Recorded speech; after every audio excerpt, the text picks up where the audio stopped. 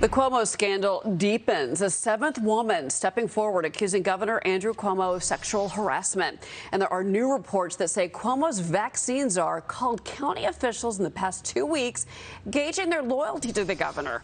At least 90% of New York's congressional delegation, they're asking for Cuomo's resignation, including Senate Majority Leader Chuck Schumer and Senator Kristen Gillibrand. I want to bring in our good friend, former Arkansas governor and Fox News contributor Mike Huckabee. Governor, good morning. Good morning, Cheryl. I heard you say your mother said nothing good happens after 10. Your mother was even stricter than mine. She at least said it was midnight. So, you know, we both grew up with mothers very strict. I get that. Well, I wonder what is Governor Cuomo's mother saying this morning? We haven't heard from her in a while.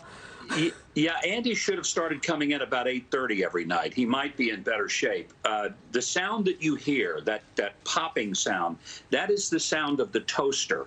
And the toast coming out is Andrew Cuomo. He's done. I don't know if he fully understands it. But the fact is, Cheryl, when you're the CEO of a state, you've got to be responsible for being able to lead and not be distracted. He's utterly distracted. There's no way that he can carry on. He's not like a legislator. And a legislator in a situation like this can sort of melt into the body. In New York, there's a total of 213 state legislators. So if one gets in a scandal, he just sort of slides off to the corner. When you're the governor, you're the CEO. There's one of you. You cannot hide. The spotlight is on. And now the international spotlight is on Cuomo. He's done. You know, Congressman Tom Reed was on with us in the last hour, and I asked him flat out, does Cuomo resign? He said no. Well, he may not. He may stay until the bitter end. It's not so much just a matter of will he stay. Is he that stubborn? Is he that arrogant? Does he have that much pride in himself that he cannot accept the reality that he's lost the reins of leadership? But that's really the question. It's not whether he will leave, but whether he should leave. And the fact is, the nursing home allegations are serious enough to cause him to be set aside. But even though he's presumed innocent and he has every right to due process, and I want to make that very clear, we don't know these allegations are true until they've been proven.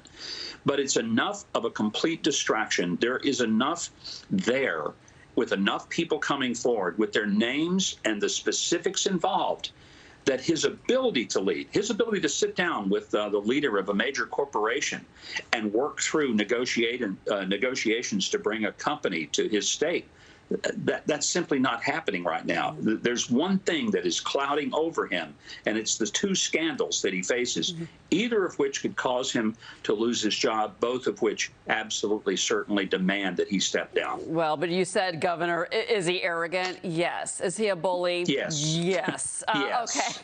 Let's turn to another governor's race. How about that? Your daughter, Sarah Sanders.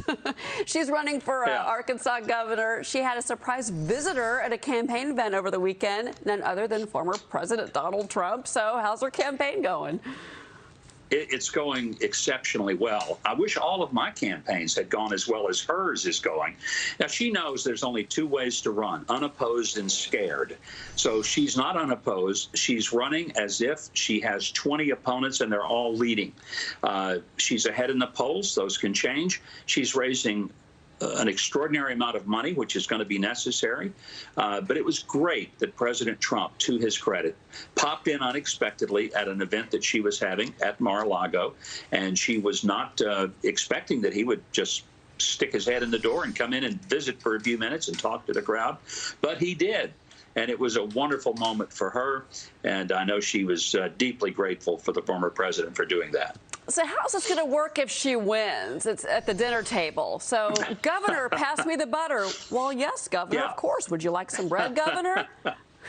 Well, let me tell you how this is going. People ask me, am I being a campaign advisor? I said, my role in all of this is babysitting grandchildren so that she can go out and campaign. I think that she sees that as a more formidable role for me than maybe giving the policy advice that I'm tempted to do from time to time.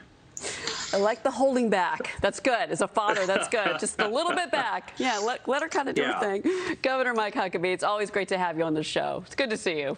Thank you, Cheryl. And be in by 10. Oh, yeah. By 10. Try 7. Thank you, sir. The morning life. All right. See you, Governor.